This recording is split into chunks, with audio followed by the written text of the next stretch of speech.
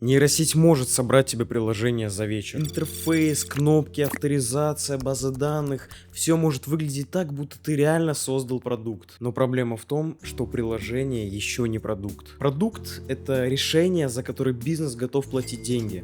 Потому что оно выглядит не просто красиво, а реально закрывает боль. Мне очень нравится аналогия. Продукт должен быть не витаминкой, а таблеткой. Когда это не «ну прикольно, может когда-нибудь пригодится», а «блин, мне это реально нужно». И я сам с этим сталкивался. Ты собираешь проект, он выглядит нормально, в голове кажется, что это та самая идея, тот самый AI SaaS, B2B продукт, что кто-то этим будет пользоваться, что кому-то это реально будет нужно. А потом ты начинаешь смотреть на это чуть честнее и понимаешь, что это не боль. Это витаминка. Красиво, но непонятно, зачем людям реально этим пользоваться. Возможно, уже есть похожие решения. Возможно, люди закрывают эту боль через существующие сервисы, с которыми конкурировать бесполезно. Или вообще не считают это проблемой. Твой проект выглядит хорошо, но это далеко не значит, что кто-то достанет карту и заплатит. И вот тут вайп-кодинг становится очень опасным. Не потому, что это плохо, наоборот, он дает очень много свободы. Ты реально быстро можешь создавать то, что раньше было бы сложно даже начать. Но он слишком быстро дает ощущение прогресса. Ты сделал интерфейс за вечер,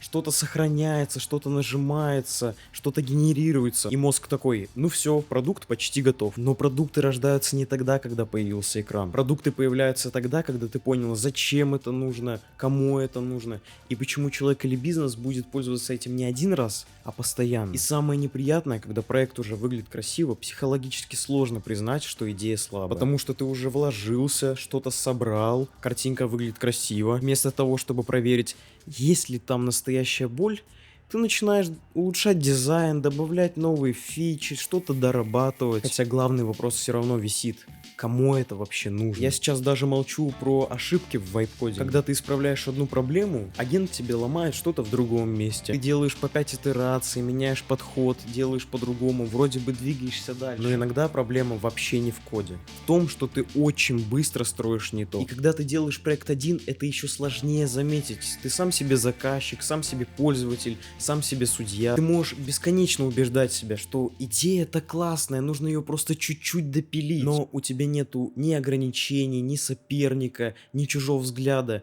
нету сравнения подходов. И мне стало интересно, а что если вайп-кодера проверять совсем не на то, насколько он быстро соберет приложение? Поэтому я придумал формат. 1 на 1. Два вайп-кодера получают одну задачу: не сделай сайт или красивый интерфейс, а задачу, где есть цель, ограничения, нормальная ситуация. Чисто, например, клиенты доходят до оплаты, но часто отваливаются на последнем шагу. Нужно придумать и собрать решение, которое улучшит этот путь. В подобных задачах уже становится гораздо интереснее. Один может упаковать все в красивый интерфейс, другой поймет, что половина функций вообще не нужна. И в конце должен победить не тот, кто сделал быстрее оболочку, а тот, кто решил задачу. В первой версии это будет работать так.